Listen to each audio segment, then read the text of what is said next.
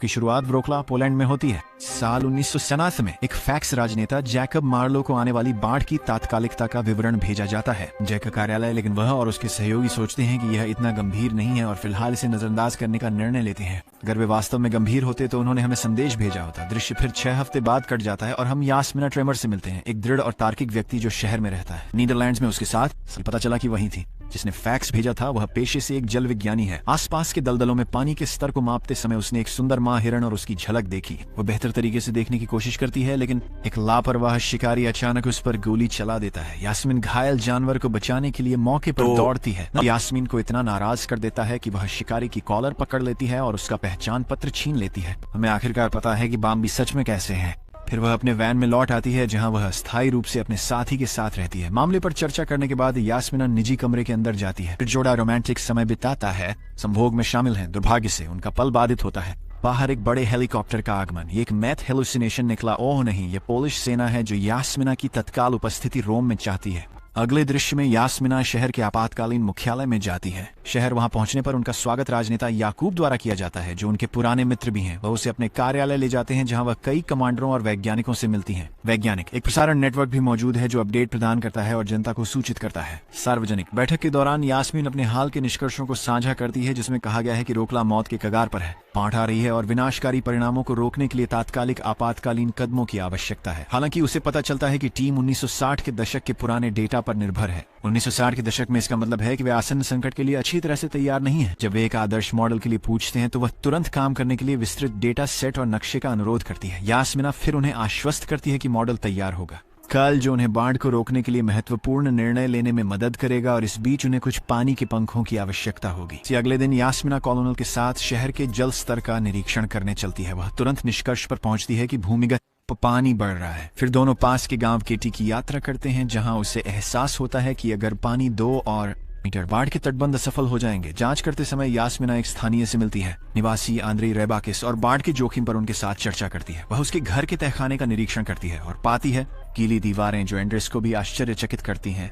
वो कभी कभी उन पर पेशाब कर देता है जब उसने बहुत ज्यादा वोडका पी रखी होती है, लेकिन यह पागलपन है। ये क्या था? फिर बातचीत उनके पिता की ओर मुड़ जाती है। पिता एक युद्ध के दिग्गज जो अब सिटी में बुरा रेडिन अस्पताल। यास्मिना बात करने की उम्मीद करती है बीते बाढ़ की घटनाओं के बारे में जानने के लिए।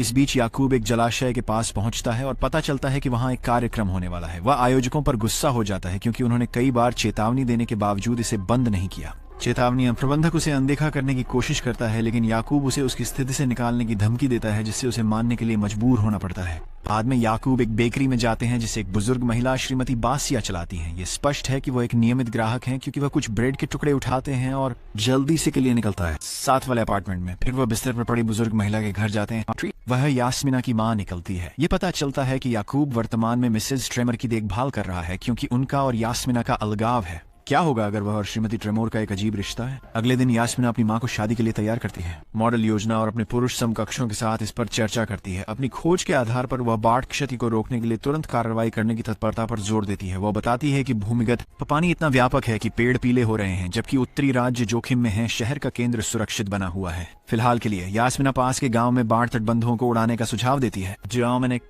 वह नदी को स्वतंत्र रूप से बहने के लिए एक मार्ग बनाना है। उसके आकलन के अनुसार ये उपाय बड़े बाढ़ को कम करने में मदद करेगा। याकूब चिंतित है क्योंकि बाढ़ तटबंध उन्हें उभार से बचाते हैं। जल स्तर, इसलिए वह यास्मिना से पूछता है कि वे उन्हें उड़ाने पर विचार क्यों करेंगे। वह जवाब देती है कि बाढ़ के तटबंध वास्तव में जल स्तर बढ़ाते हैं और हालांकि वे मामूली या मध्यम बाढ़ के लिए अच्छे हैं, वे बड़े मामलों में प्रतिकूल होते हैं। बाढ़ इस जानकारी के साथ याकूब अंततः आश्वस्त हो जाता है और वह सैन्य को विध्वंस की तैयारी करने का आदेश देता है। मिशन योजना। अगले दिन जब यास्मिना हेलीकॉप्टर से डोमनीवो पहुंचती है तो उसे एक अजीबोगरीब चीज का पता चलता है और नदी के किनारे कई इमारतें। वह देखती हैं कि स्थलाकृतिक स्थिति मेल नहीं खाती है। नक्शे। जब उसने सब कुछ जोड़कर देखा तो उसे जल्दी ही एहसास हुआ कि नक्शे साल 1900 के हैं। 1960 द पायलट सूचित करता है वीर का निर्माण कुछ साल पहले लौटकर डेयरी उद्यम का समर्थन करने के लिए किया गया था। ये नई जानकारी आपकी परिकल्पना को प्रभावित करती है क्योंकि पारिस्थितिक परिवर्तन उनके निर्णय के आधार को महत्वपूर्ण रूप से बदल देते हैं। इसका मतलब है कि नदियों के पास के क्षेत्र समय के साथ विकसित होते रहते हैं। स्वयं स्थलाकृति में परिवर्तन को महसूस करते ही यास्मिन कहना तुरंत शहर लौटने के लिए पायलट से आग्रह करती है। वह सीधे याकूब के घर जाती है और उन्हें बताती है कि उनका डोमोनिवो बाढ़ के तटबंधों को उड़ाने की योजना अब काम कर रही है। वह सेना को सूचित करने के लिए दौड़ता है। इसके बारे में। हालांकि दामानिवो के दूरस्थ मैदानों में लाइन सही से काम नहीं करती है। जैसे ही वह संदेश को सेना तक पहुंचाने की कोशिश करता है, कर्नल विस्फोट कर देता है। इसका परिणाम लॉर्ड खादरी में बाढ़ आने से होता है, जिससे कई लोग चोटिल होते हैं। अगले दिन प्रतिनिधि यास्मिना को दोष देते हैं कि उन्होंने त्रुटिपूर्ण दृष्टिकोण प्रस्तावित किया था, लेकिन वह उन्हें एक पुराना नक्शा देने के लिए दोषी ठहराती है। वह भी उन्हें चेतावनी देती है कि शहर का केंद्र बाढ़ के खतरे में है। यास्मिना के अनुसार शहर के भीतर जमीन के स्तर में अंतर के कारण नदी तेजी से बढ़ेगी और जब पानी आखिरकार उनके पास जाने के लिए और कोई जगह नहीं होगी, शहर के केंद्र में बाढ़ आ जाती है। यास्मीन जोर देती है कि पहले से ही सामान्य से 3 गुना ज्यादा पानी है। जब वे इस मामले पर चर्चा कर रहे हैं तो एक समाचार रिपोर्टर यह सुन लेता है। यहाँ उनकी बातचीत है। बैठक के बाद याकूब यास्मिना को उसके पिछले हेरोइन की लत के बारे में सामना करता है, यह सुझाव देते हुए कि उसके निर्णय में त्रुटि इस मुद्दे से संबंधित हो सकती है, लेकिन वह उसे नजरअंदाज कर देती है और कार्यालय से बाहर निकल जाती है, ठीक से जवाब दिए बिना।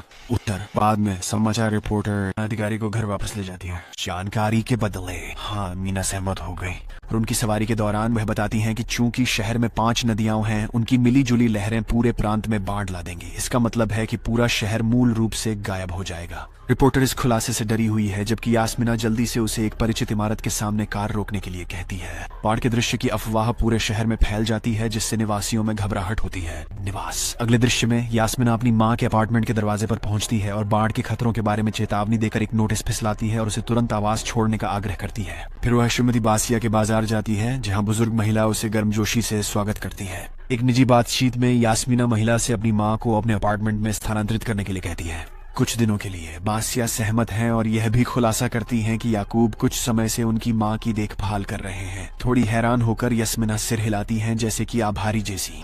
बाद में याकूब की बेटी कियारा अस्पताल जाती है, जहां यास्मिना रुकी है और अपने पिता के साथ उसके संबंध के बारे में पूछती है। यास्मिना किशोरी को उनके काम के बारे में कुछ तुच्छ विवरणों से जोड़ती है, लेकिन पूरी कहानी बताने से बचती है। सच तभी याकूब मौके पर पहुंचता है और कियारा से कार में इंतजार करने का आग्रह करता है। जब वे अकेले होते हैं तो यास्मिना स्पष्ट करती है कि उसने बच्चे को कुछ नहीं बताया। फिर ये खुलासा होता है कि दोनों पहले डेटिंग कर रहे थे और कियारा वास्तव में उसकी बेटी। हालांकि उनका रिश्ता कभी सफल नहीं हुआ, यास्मिना के पिछले हेरोइन के कारण लत। बाद में वो ट्रेन स्टेशन जाती है, केवल ये पाती है कि यह बंद है।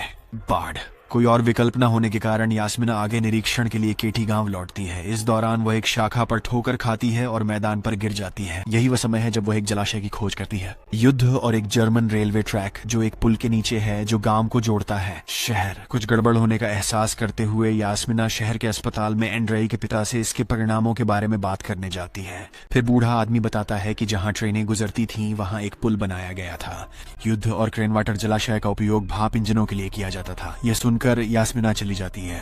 चिंतित हो जाती है, इसलिए वह तुरंत अस्पताल से बाहर भाग जाती है। वह सीधे मुख्यालय जाती है और याकूब को सूचित करती है कि पादरी केटी गांव अपनी पुरानी नदी की धारा में लौट रहा है। अब सबसे अच्छा समाधान यह है कि बाढ़ के तटबंधों को उड़ा दिया जाए। याकूब सोचता है कि ऐसा करना सबसे अच्छा समाधान है। ये कार्य बहुत कठिन होने वाला है क्योंकि वहाँ बहुत से निवासी रहते हैं, लेकिन यास्मिना का कहना है कि ये एकमात्र तरीका है, केवल तरीका चमत्कार को रोकने का। बड़ी बाढ़ उसके जाने के बाद याकूब अपनी राजनीतिक पार्टी के उपमंत्री के साथ इस विचार को लेकर चर्चा करता है। हालांकि उपमंत्री इस योजना का मजाक उड़ाता है और उसे आगे न बढ़ाने का आदेश देता है, क्योंकि इससे संभावित मीडिया प्रतिक्रिया बढ़ जाएगी। इसके बजाय वह सलाह देते हैं मीडिया में हेरफेर करना। अपने लाभ के साथ अपने वरिष्ठ के आदेश का पालन करते हुए याकूब अपनी सचिव को विध्वंस योजना के बारे में जानकारी लीक करने का निर्देश देता है और मीडिया रिपोर्ट करती है कि केटी और आसपास के गांव के क्षेत्रों के बाढ़ बैंकों को उड़ाने की योजना है। इस ऑपरेशन का उद्देश्य रोकला के शहर के केंद्र को आने वाली बाढ़ से बचाना है। आने वाली लहर। बाद में जब यास्मिना सेना के साथ गांव पहुंचती है तो ग्रामीण उनके रास्ते को रोक देते हैं, तटबंध और योजना का विरोध करते हैं। वे शहर की खातिर बलिदान किए जाने पर स्वाभाविक रूप से नाराज हैं,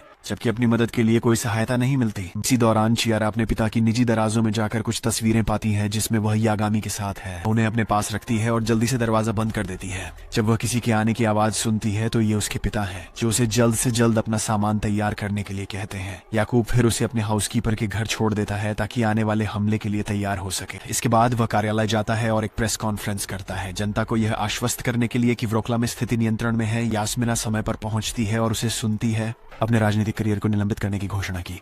संकट के कारण वह क्रोधित हो जाती है जब उसे एहसास होता है कि वह बाढ़ के बारे में झूठ बोल रहा है और कार्यालय से बाहर चला जाता है। याकूब उसका पीछा करता है, अपनी स्थिति समझाने की कोशिश करता है, लेकिन यास्मीन को कियारा की सुरक्षा की ज्यादा चिंता है। जल्दी से उनकी बेटी का वर्तमान पता प्राप्त करता है और जल्दबाजी में निकलता है। इस बीच चूहों ने नहरों से निकलना शुरू किया और जल स्तर बढ़ने के कारण पड़ोस में फैल गए। दरवाजे पर पहुंचने पर यास्मीना कियारा को चेतावनी देती है कि वह न जाए। दिनों के लिए उसकी सुरक्षा सुनिश्चित करने के लिए सिर हिलाकर सहमत होती है और कहती है कि वह कुछ दिखाना चाहती है। फिर वह कहती है, अंदर जाती है और अपने पिता की मिली तस्वीरें निकालती है। लेकिन उसके निराशा के लिए यास्मीना पहले ही अपार्टमेंट छोड़ चुकी है। वो जानती थी कि यह किस दिशा में जा रहा है और वह चली गई। इसी दौरान याकूब को पता चलता है कि जिस पहले घटना को उसने रद्द कर दिया था उसे अब हरी झंडी मिल गई है उप मंत्री द्वारा। इससे वह नाराज हो जाता है और घटना प्रबंधक के साथ बहस में पड़ जाता है, लेकिन उन्हें रोकने के उसके प्रयास उचित रहते हैं। इस दूसरी ओर यास्मीना बाढ़ के बारे में चेतावनी देने और उसे अपना घर छोड़ने के लिए मनाने के लिए अपनी माँ के पास दौड़ती है। हालांकि उसकी माँ उसे वर्षों की उपेक्षा के बाद आखिरकार उसकी चिंता करने के लिए डांटती है। उसे इस तथ्य से दुख होता है कि यास्मीना और याकूब सुलह नहीं कर सके। उनके रिश्ते को सुधारना।